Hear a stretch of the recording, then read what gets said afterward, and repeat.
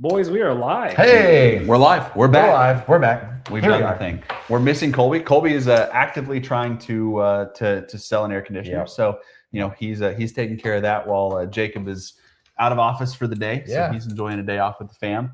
But family's a big deal. Colby's going to join us when he can. Yep. We also, as always, we got Bryce sitting over there, being producer mastermind behind the whole. He's Geppetto is really what he is. He's I accept that. Yeah, he's the puppet master behind this whole thing. But no, talk about the most important thing, which is what I'm about to have for lunch. Yeah. Nobody cares about the AC. Like, this is the they want to know what is Tugger eating? What are we eating? That's what I go through my life thinking. Like as soon as I think Jim Gaffigan constantly, what's the next meal? Jim Gaffigan has a bit about that, where he's like, all vacation is like, oh, we should get something to eat, and then after that we should go find something to eat again. I think I eat a dessert. No, Cass and her mom last night made some killer potato soup. So today for lunch, I'm having leftover potato soup and a little bit of leftover brisket. Potato soup. Yeah. Potato soup, brisket, throw some red chili peppers on there, red chili flakes on there, and have some comfort food on this. I think it's cloudy. Now, our office back here where we're at, and really where my desk is at, I can't see a window. No, so I don't know if it's cloudy or not. I am under the assumption that it is. Cloudy. Oh, no. I thought it was supposed to rain today. I mean, if it is, it's not at this moment. I think you're right. I think it's supposed to rain today. Okay. Yeah. It's supposed to rain today. Yeah, it's according to Lacey. Here's what I know. Lacey's got it taken care of. It's going to get overcast. So there we go. At the very least, we're going to get some clouds. Lacey, we're pulling for you. If you're watching this, I want you to be 100% right, 100% of the time. But some potato soup. What do you have for lunch? So the fast answer is I don't know yet. Okay. But the longer answer is I'm trying to dial in my eating habits. Okay. So I'm trying to eat more protein. And so last night, let me give you the story. So last night we went with Megan, my wife, we went with her mom and stepdad to dinner. Yeah. So we went to a Mexican restaurant. You know how difficult it is to say no to chips, queso, and salsa? Impossible. It's extremely difficult. That's also a problem. You get punched in the mouth whenever you realize, like, if you sit there and eat a whole basket of chips, it's like 4 chips makes up 1 corn tortilla. Yeah. The amount of chips that I have eaten, I'm like, I would never sit here and eat just 12 raw corn tortillas. Yeah. But if you deep fry them and bathe them in queso, Well, so like I did the impossible. I said no to chips and queso. Grayson, my son, he was like attempting to feed me chips, and I was like, "Hey, buddy, I appreciate it, but I can't do it." So anyway, so I had a beef fajitas last night with 4 corn tortillas. So all right, I was dialed it in. But so we'll see if I can maintain that for lunch. If you're with us on this wonderful Friday, late morning, early afternoon, let us know where you're tuning in from. We'd love to hear from you. This is the home service half hour. Yep. And home services is what we do outside of our random background that we have back here with all of our props. Yeah. I also, Bryce, the more and more I look at this is a ridiculous background. Yeah. Yeah. Are these like the Nerf guns? I don't even know if you can see that on here. Are these? Yeah, you can. So Oh, yeah. Is that on our YouTube channel? That ad? Yeah. Okay. Yeah. I think that's one of our better ads. Yeah. So I'll make Like, you can't really see good me. one. So when I talk, I'll be short about it. But yeah, we shot all these ads over the last, few years or however long. Yeah. And we kept buying props. Every time we were shooting a video, we would have to, Tucker and I would load up in the truck. We'd go to Walmart. We'd find the perfect prop for the video. And so that's mostly what you're seeing behind you. The camo hats, you got some Nerf shotguns, you got a duck. There's a lot of things we've probably lost. Yeah. Yeah. So I've got a question for both of you. What's your favorite ad we've shot? Like the funnest one that you so far? Tuck, I'll leave that to you. I think the hunting for deals one with the Nerf guns and the camo hats. Good. I think that's probably the best, like the most fun, Mm-hmm. just because the way it's cut together, like the comedy of it is just, that's so good. So what gets me every time I watch it is how did he see us? Every time. I think the one that I laughed the hardest on, and I think the way it was cut, you didn't quite catch it, but it was the one where it was fall, and it was the PSL. Oh, and pumpkin spice latte, and then the dip over the side. Yeah, the whipped cream. Yeah, because over. I did the whipped cream. I did it too much the first time. Yeah. And I had to redo the take, but then I had it tilted, and then just right as my line ended, it like giant dollop of Yeah. whipped cream just plopped on the floor, and I lost it. Yeah. That's my favorite. Well, guys, we are here to hang out for the next, about 25 minutes. And so we take this time to sort of connect with the audience, see where everyone's at today, how everyone's doing. And today's topic is mostly going over some of the content we've been going over lately, the topics we've been discussing, which is, prepping your home for warmer months ahead. And I know it's February, but you can't ever be too early for a little bit of maintenance. So Tuck, Will, I'm gonna leave you guys to it. Yeah. I think that everyone's probably running their AC right now. Yeah, it's pretty warm outside. At least like For February, it's late afternoon, everyone's at least running their air conditioner for a little while. And if you're not, I think you're a complete psychopath and you live in a terrarium. Well, I think a lot of people, especially with the proliferation of there's a vocab word. I was about to say, Look at that. Log that one down for my Scrabble account.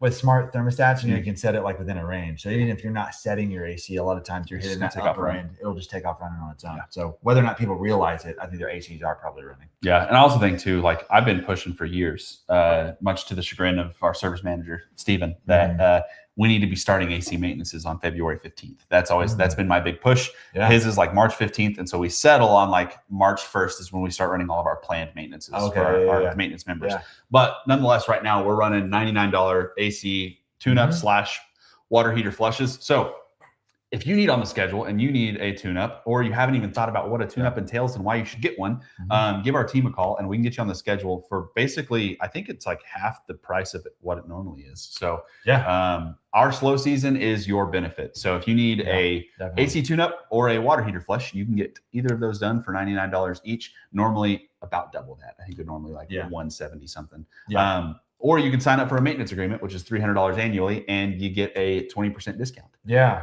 I think a lot of times that goes like, it's like the unsung hero of the maintenance program, just because it's not just your AC, it's also plumbing repairs too. So that's, we wanted to be able to bundle those services together. And so I think it's a big deal for people that take advantage of that. Also too, I think it's have these conversations on a weekly basis that folks still, if they enter our company doing just plumbing, they're shocked that we can AC. And if they enter our company AC, they're shocked that we can plumbing. And it is just a dagger in mine and Bryce's heart, because we work really hard to make sure that people are aware, aware of what we offer. That's always a tough reality check. It's kind of mind blowing. It's like, oh my God, how have we gotten here?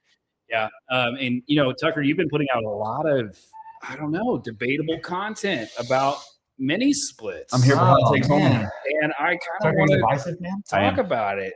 It seems like mini splits, it's one of those topics that you get a lot of opinions on. Yeah. Why? Yeah. Why is that? I've got my take. I'll let you go first. I think it's because, and I haven't looked at the YouTube comments, so I don't know what the divisive debate is, but I can imagine.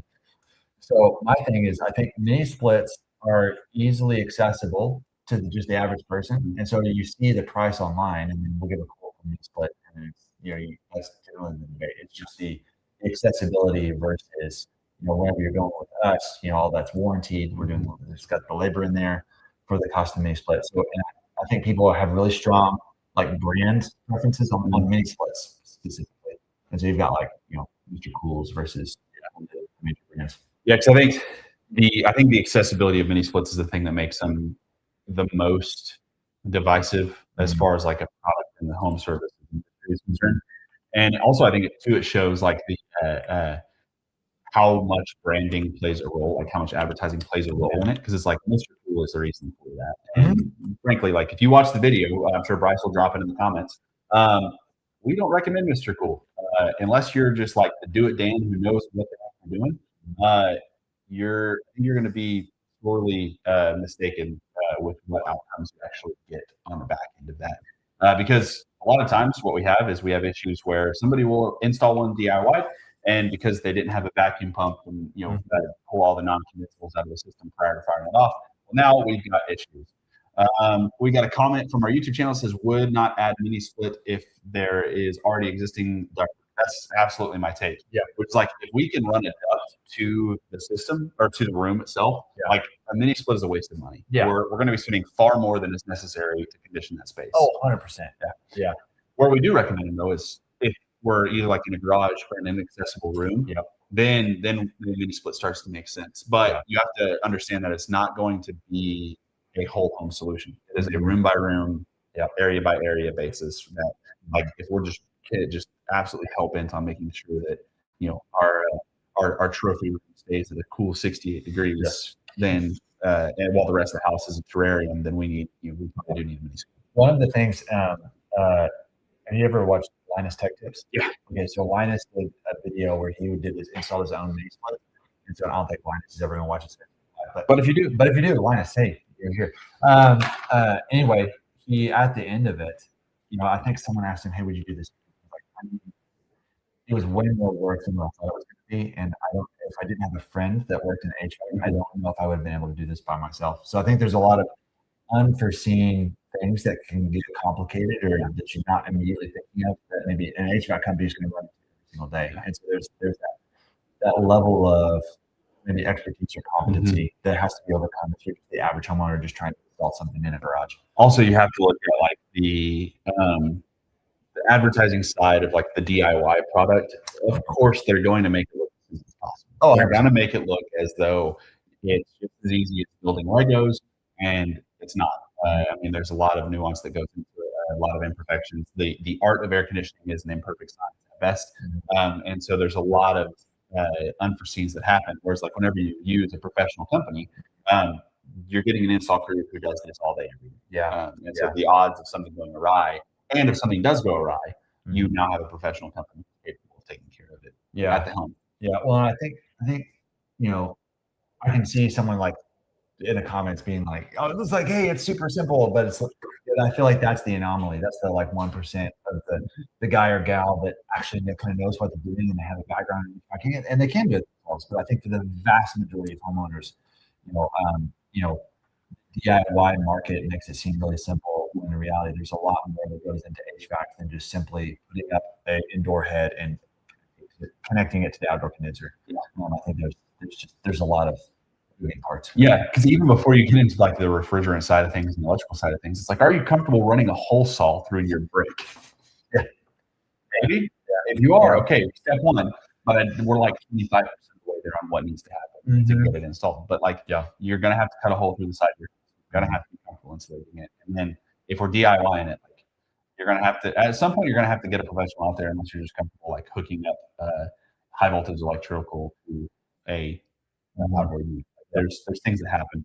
But I think the biggest hot take of the mini split video is like our recommendation as a home service company is are mini splits worth it? And I kind of left it at a meh.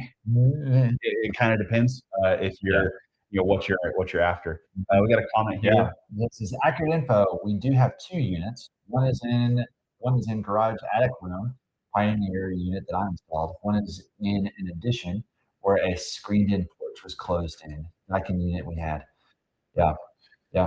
Installed with the 12-year parts, labor warranty, both solved for both solve for comfort in remotely added rooms. Quick context, guys. This is a recent comment we got on our video. It says, "Are mini splits worth it?" And so this is just someone kind of reiterating their thoughts about the pros and cons of using a mini split in your home for, like in this case, cooling an individual room.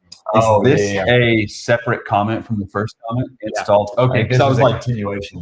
No, it's not a continuation. Oh, it's not. Oh, I'm sorry. Yeah, both. It broke it up in 2 parts. It's one. So I'm confused because they said that they installed it. So what is there to be a labor warranty? Oh, that's what I'm confused. There is no labor warranty. If you DIY'd it, there's not a labor warranty. Yeah, I mean, there's a parts warranty, but there's not a labor warranty. Because it would be because you're the homeowner. Yeah. So there's no money to exchange on labor. No, you couldn't buy a labor warranty. So I was about to say, could you game the system? Could you go buy a labor warranty? It's like I had to work on it. I had to work on it. Paid for my time. Yeah. That's funny. But yeah, so most of them come with a 12-year warranty. Most mini splits push, like standard equipment is 10 years on compressor heat. They're not heat exchanger, compressor and parts. Heat exchangers typically 25 to life. Yeah. And then on mini splits, it's 12-year total more often than not. Okay. That's longer than I thought it was. More often than not. Now, Mr. Cool has a shorter one. Like there's different levels to it. Yeah. It's like you could buy the same. That's kind of the goofy deal with mini splits, especially that are like DIY style. It's like if you have a Mr. Cool or a Pioneer or a Fujitsu or any of the other like DIY brands, you can buy the same piece of equipment. Yeah. It's labeled. It is the same piece of equipment, has a different model number, and the only thing that's different is the warranty that's on it. So like you're buying this 8-year or 12-year, you can cover the warranty. Yeah. Hey, so I want to connect two things we were talking about. So the $99 AC tune-up. Just got a comment that says in Hong Kong where I live. Wow, humid. It's hot and humid. These splits build up dirt, much, and even mold. Again, the context on this is a comment from our mini split videos. And so these are just a little bit more, people have different experiences with mini splits. And so that's kind of where this guy's coming from. And, talking about mini splits in Hong Kong. Having been to Hong Kong, it is extremely humid. I've never stepped off a plane and felt like I had just gotten in a pool. You like, you feel it is not really that humid here. So you feel like you're breathing water. Was my first thought. And that is the other thing too, is like they do have mini splits more so than split systems have a propensity to, one, get a little bit dirtier, and two, build up mold and have some dirt, dust, and debris, because the filtering on them aren't great. It's basically just like wire mesh, and it is not going to be a good outcome as far as mitigating allergies. There's not really much we can do in the way of IAQ, other than like we can install a mini split ionizer. Yeah, but really and truly, it's a UV light. Yeah, it's kind of a hit and miss deal. But you are going to have to clean them a lot more because we are dealing with basically recycling air just right there, as opposed to running it through a duct system through at least a 1-inch filter. Yeah, well, that's sorry. Go ahead, Bryce. We got a real-time comment right now on the screen from Ryan RM. Yeah, I really love mini split in my bedroom to help have a small zone instead of zoning the central system. Yeah, yeah. For that purpose, it's great.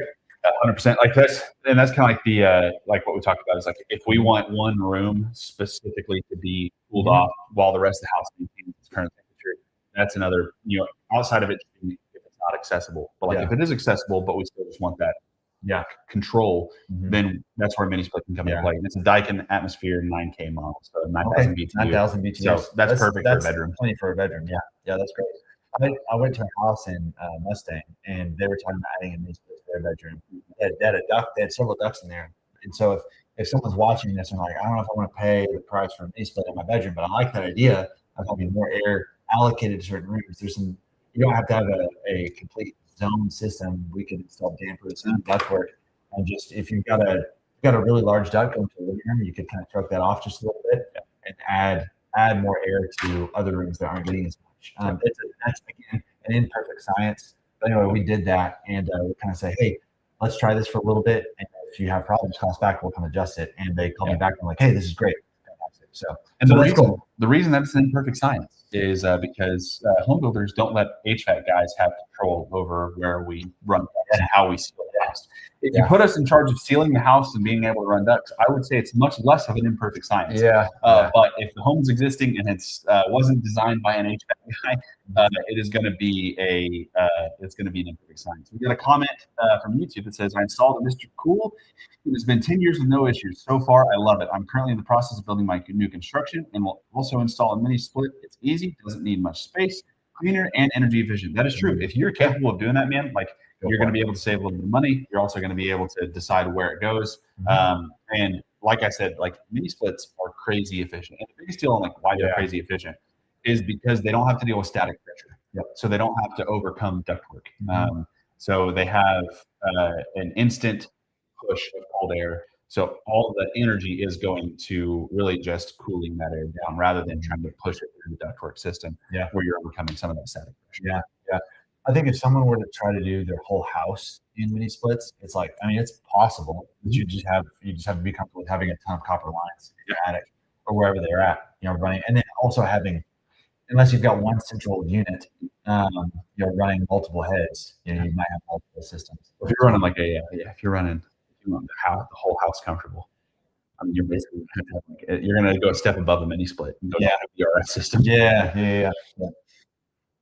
When I was in southern China, extremely humid and hot, Gree and Midea are the most popular. Mitsubishi was very popular 15 years ago, but hardly anyone uses them now in Southern California.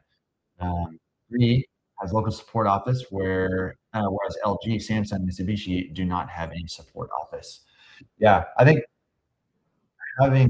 whenever you buy a system, the back end support of whatever manufacturer that's going to factor into a huge role. Yeah.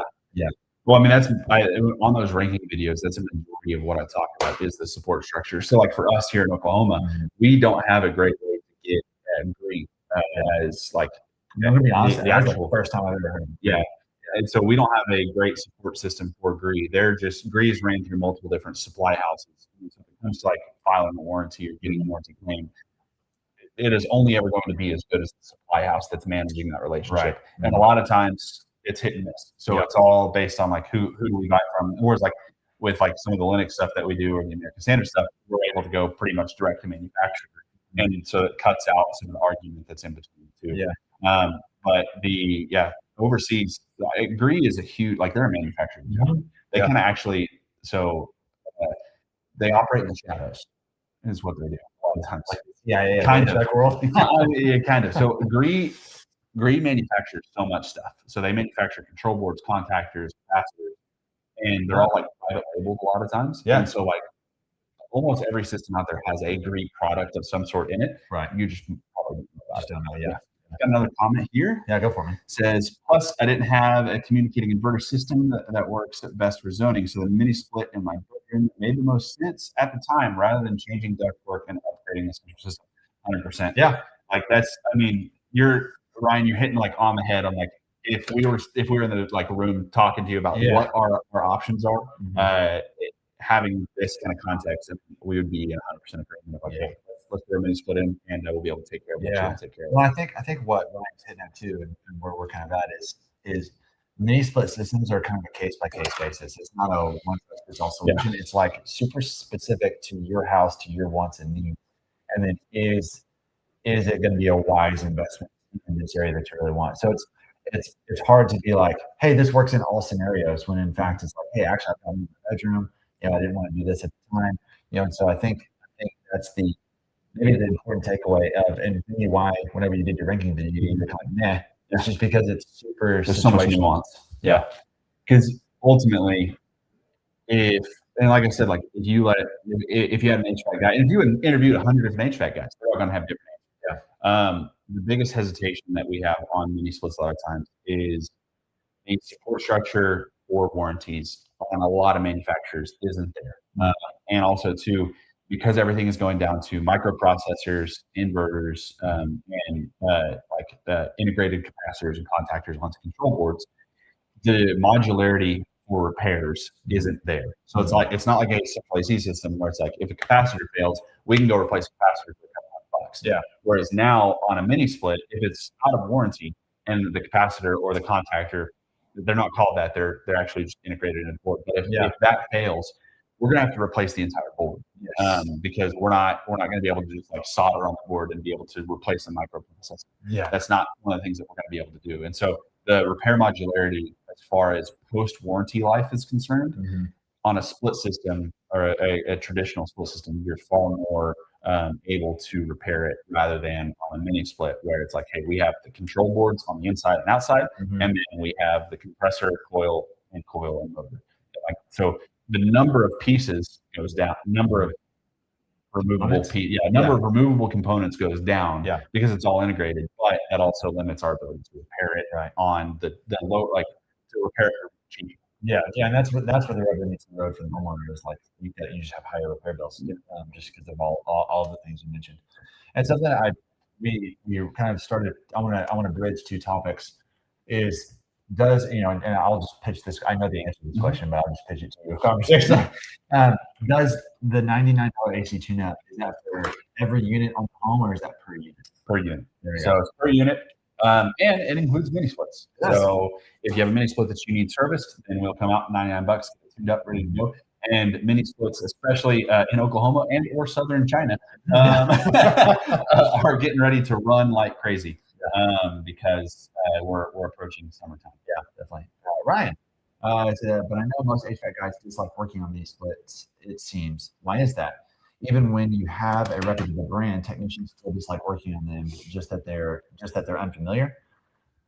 So I think one, there could be some level of unfamiliarity with it. Two, I think it goes into repair modularity. Yeah. The ability to repair single components is, for us, it's a big deal. It's kind of like, we're having a conversation about a capacitor for a couple $100 or a contactor for a couple $100 versus having to replace a control board.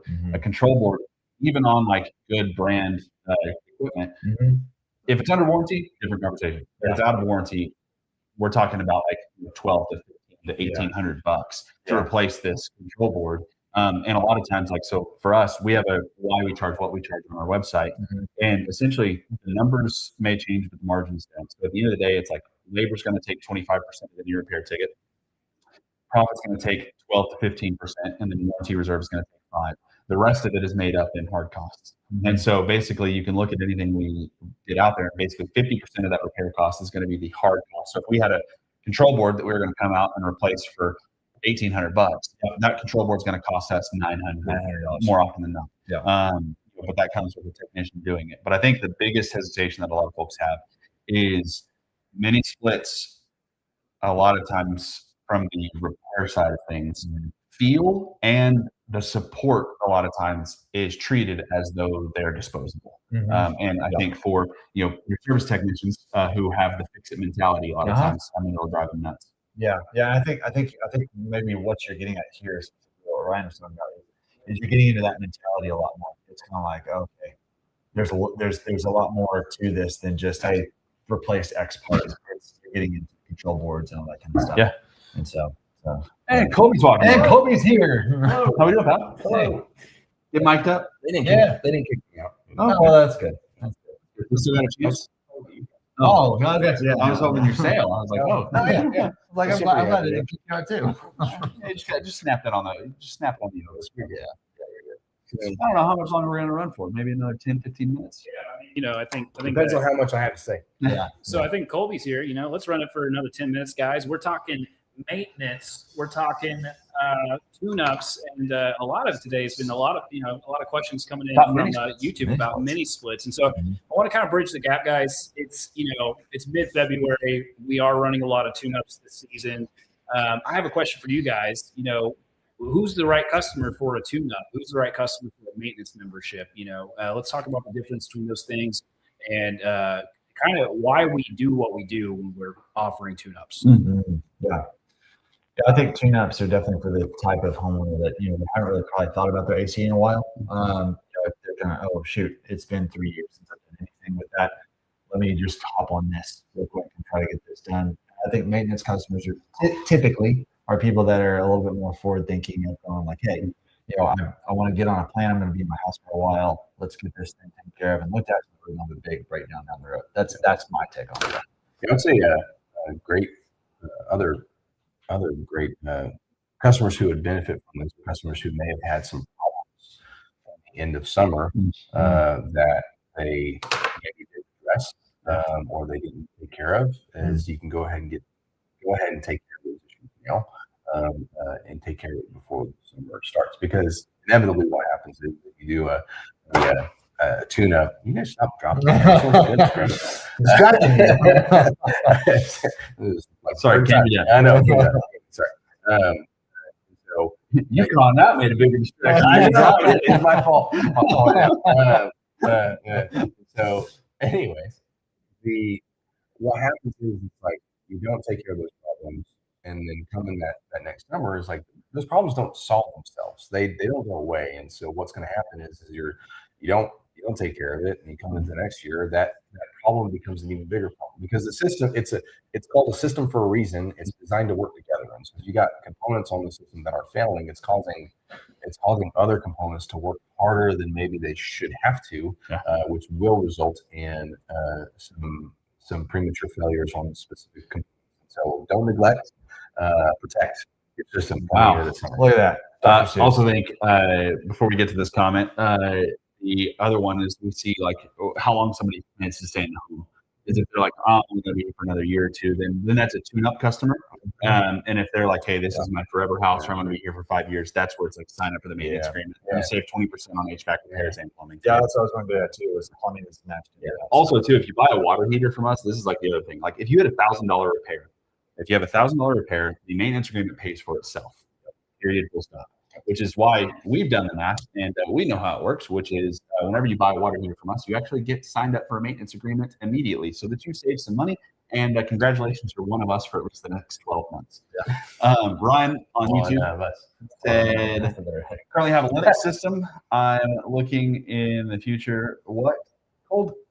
Sorry, wow, I'm having a dyslexia moment. Would you like to be a read? Yeah, why don't you guys take over? Currently have a Linux system. I'm looking to upgrade in the future. What kind of heat pumps would you recommend from Linux?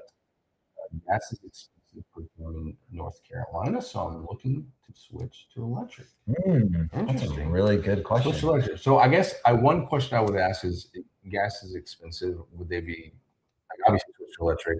Would they still be dual fuel? No. Hey, if we're going to design the system. All right. Okay, so we're designing the system. Okay, so natural gas in Oklahoma is not.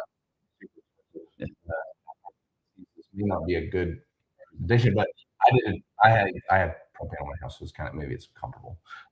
Anyway, so I did a dual fuel system on my house, and it is loved it.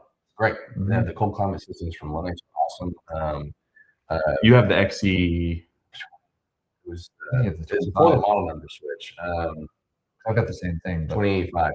I think the new one's like. So I've got a heat pump too. I'm full electric. Yeah, I'm full electric as well. So I have a Daikin. I have a Daikin Fit. Yeah, and I'm total electric as well. And so they have like they have a super efficient heat pump. I wish more HVAC companies were transparent with pricing like you all. It takes a lot of song and dance out to make it straightforward. Well, Ryan, thank you so much. Also, Ryan, if you're in you said North Carolina, so I'm going to make a plug for one of our companies. If you're in the Greater Charlotte / Gastonia area, we have a company that we work with. Not work with. We talk to on a weekly basis. Stephen Long is his name. A great guy. GSM Services. GSM Services. They are if you're in the Gastonia or Charlotte area, they are super transparent. You can actually get a price online from their website. So you go to their website, click. I think it's shop online or shop. And fill out just a little bit of information, and they'll actually give you a price on a system like we do as well. In Charlotte, look at that. When you book, tell them Tucker Yarbrough in Blanchard told you to do so on YouTube. Those guys are killers.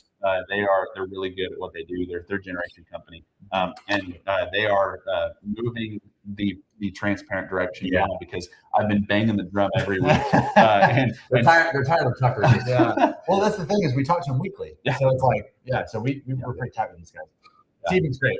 He's fantastic. But ultimately, if we're gonna avoid natural gas or propane, so if you're switching out of propane, if like propane and natural gas are just like outlandishly expensive and it makes more sense to switch to electric, doing any one of the cold climates from Lennox is great. So the cold climate heat pump that I had this winter. So Oklahoma got hit by that nasty winter polar vortex that came down. Anyways, it was cold for a really long time. Heat pump did great. I didn't have any issues keeping up. Never ran your gas. I don't, because I don't believe I can double check and look at like how much time did my unit spend in heat pump mode versus the gas furnace or the propane furnace they use. And so, anyways, did great. Cass and I never had to kick over the heat strips. I think I did maybe once. I'll say, but that's because Cass and I keep our house. Yeah, y'all keep your house cold. Very cold. We're like we're like Yeah. a 60. I think during that vortex we were like a 63 setting is what we were set at. And in comparison, I've got 2 kiddos as well, and my heat pump situation was Something I want to mention about heat pumps though is that if you're going from gas to heat pump, something you might notice is just the air temperature coming out of the ducts is going to feel cooler. And even if you're running heat, it's going to feel cooler than your gas unit. And the reason for that is our body temperature is 98.6 degrees, and if you've got it set to let's pretend 70, and so especially in heating mode, 70 degrees is colder than your body temperature. So you might put your hand up there, and the temptation is to think, "Oh my gosh, my unit's not working." Yeah. But if you look at this your thermostat, and it might be at 70 degrees. So just keep that in mind. It's going to feel different. Yeah, and it's a gas fired the furnace. temperature coming out is typically. I'm going to use a generality. It's not uncommon for you to see around 90 degrees. Yeah, so it's going to feel cool. So it's going to feel cool. It's warmer than 72 for sure, but Yeah. it's cooler than your body temperature enough. And we are biological beings that can feel the slightest difference in comfort. And going from 98 to 90 is a big difference. Also, just thought about this, Ryan. Just tell them you're a close personal friend of Tucker's. You can say we at least talk like Now, they're a big company, so I don't know that he'll talk to Steven. So they're gonna be like, "Who's Tucker in Oklahoma?" Oh, sorry. You started. We're just getting on your way. Yeah, I just started reading. 5-star review from Ken. On time, friendly service, knowledgeable, not to push me at all. Will use again. Outstanding. Ken? Yeah, that just came in, so I just Oh, literally. Hey, thanks, Ken. Outstanding. High fives, guys. There you go. Look at that. There we go. Our team did it. Will, do you ever read that and think they're addressing you? 100%. Yeah. So I read will or hear like I will do this. Yeah, it makes me ears perk up. 100%. It's better than mine sometimes. Yeah. If somebody curses and throws an F word out there, I'm hearing it and addressing it. Automatic response. My only problem is when someone asks for the Colby please. I'm like, I'll say something. Cool. But I mean, ultimately, like as far as price transparency goes, I think Ryan, good news is in the near future. I think that companies will be kind of forced that direction. Because there are companies like us who won't shut up about how much we charge and why we charge what we charge.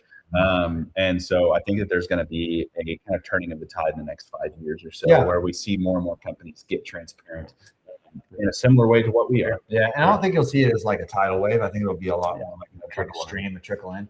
But I think it'll be definitely more common. Yeah. Well, the companies that have that air of transparency are going to find more success. It's such a kind of niche and unique business that typically for the long time has been closed-ended as far as pricing transparency and whatnot.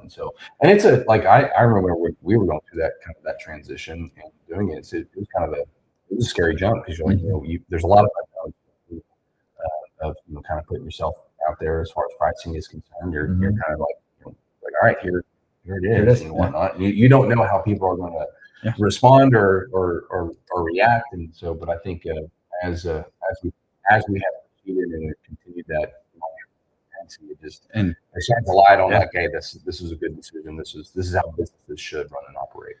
People are using AI to ask for the price, and if your company doesn't show up in the results because you're not sharing the price, that may hurt some companies. Absolutely.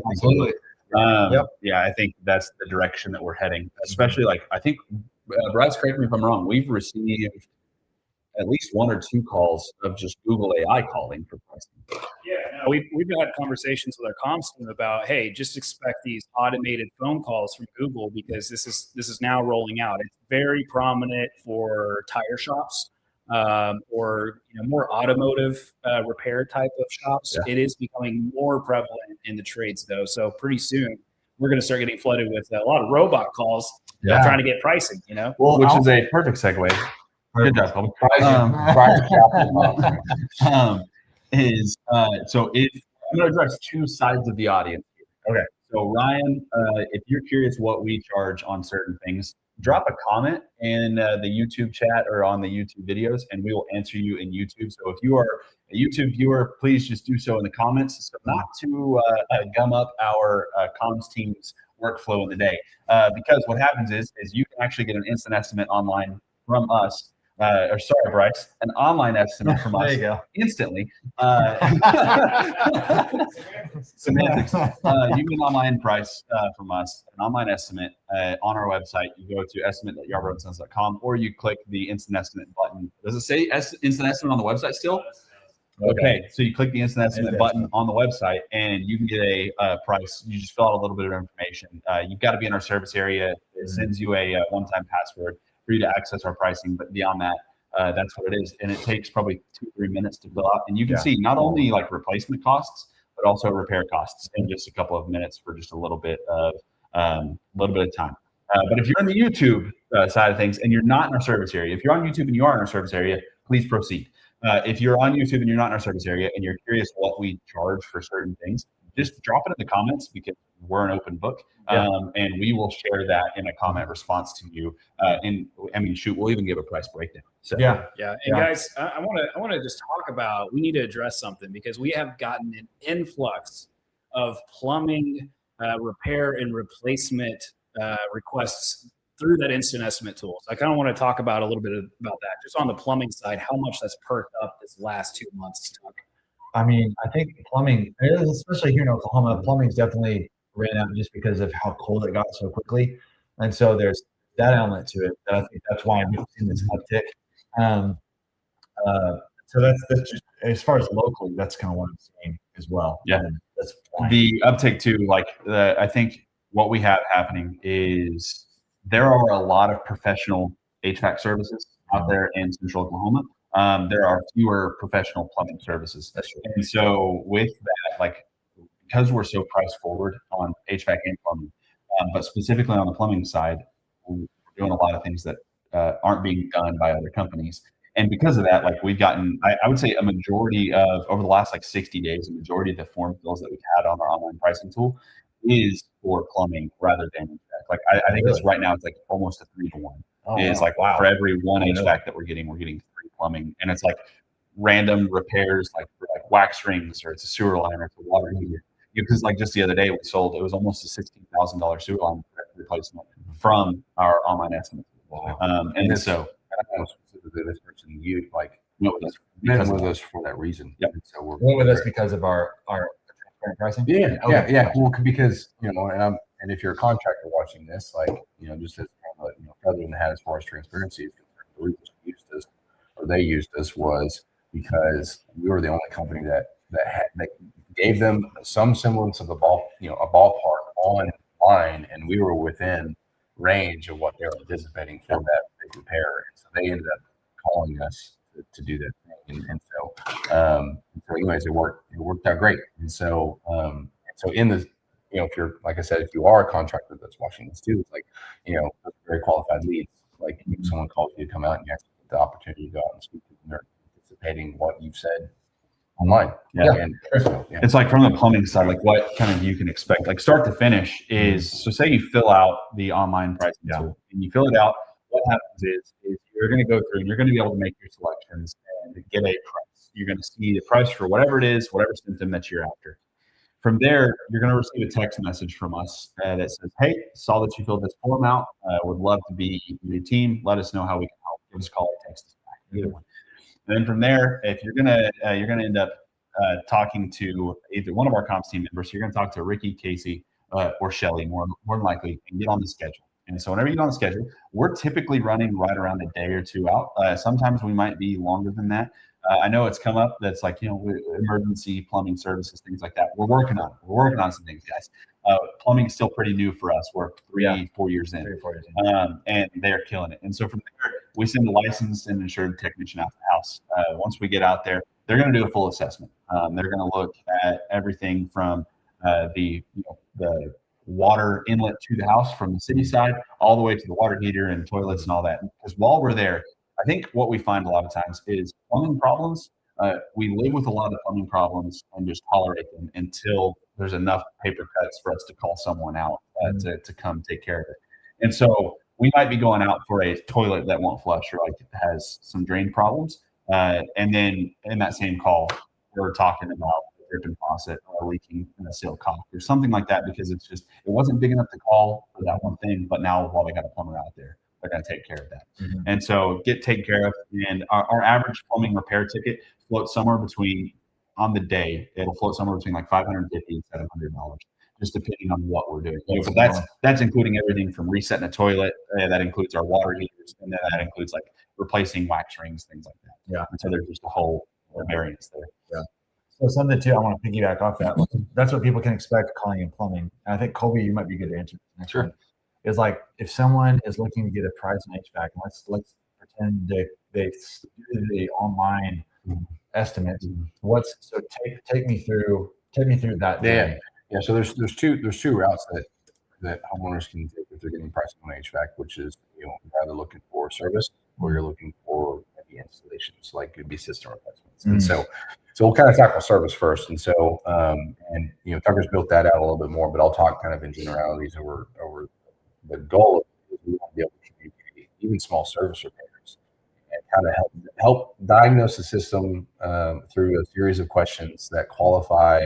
Hey, this is what we anticipated being. Here's what the high risk is. Here's what the moderate risk is. And here's what the low risk is. And so that way you can kind of see like, okay, well, so whenever someone says, hey, my system's not cooling, here's some typical repair offers that are available to say, hey, here's like the low risk, the least likely to and that qualifies in depending on price, and because there's a lot of variables that we don't know. It is imperfect at best. Because I'm just trying to give you an idea on the repair side of things. Yeah. So, but that way, like if you let's say you're somewhat informed of your HVAC system, and you can have rough ideas, like you can look at those prices. Hey, that's what I want to expect. Or you're someone who doesn't know anything at all, and you're like, okay, well, what could it be? And then we provide some possible scenarios as to why your AC is not working, and then we shoot out some typical repairs that can help solve those different problems. So let's pretend like that happens. They get those estimates online. Then what can they expect to happen after they've gotten those estimates? They're like, okay, cool, right? It could be anything from a capacitor to my compressors going out. So then what typically happens next? Yeah, so you proceed with filling out. I mean, you proceed and fill out the form to its full extent. You're like, hey, I need my AC's working because of X.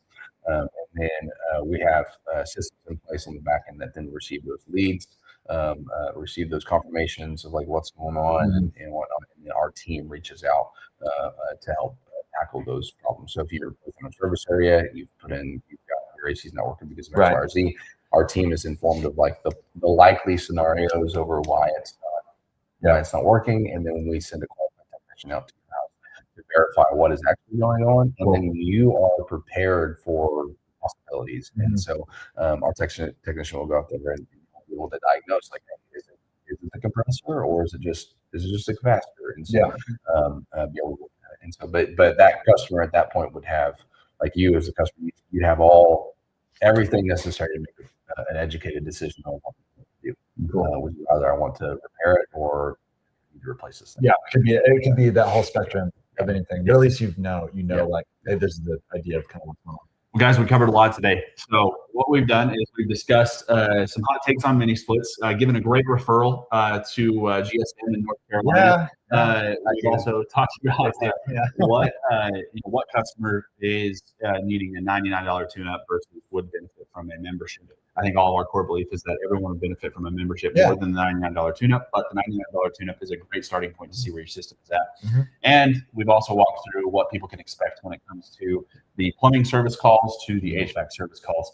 And with that, guys, that's going to conclude today's edition, the Valentine's Day edition of the Home Service Half Hour Ish. So we got back. Valentine's Day edition. I know. We got back from a trip, so we are back in the swing of things. Yep. And our goal is to be back next Friday with another edition of the Home Service Half Hour. So, guys, meet us in the comments. We'd love to chat, and we'll see you next time. Yeah, if you're in our service area, you want to estimate, go to our online Bryce has broke our brain. I can't say broke our brain. Online estimate tool that you can get instantly. Bryce told us that we can't call it instant estimates anymore because we're playing the Google game. The Google game is an online estimate, but we've spent the last 8 months calling it instant estimates. So now we just sound like we don't know what we're talking about. Old habits die hard. That's the gist of this thing. And Colby has no idea because this is all disgusting. Well, I'm well aware because I shoot those videos too. And Zach gets on to me and whatever, and then they'll say instant estimate.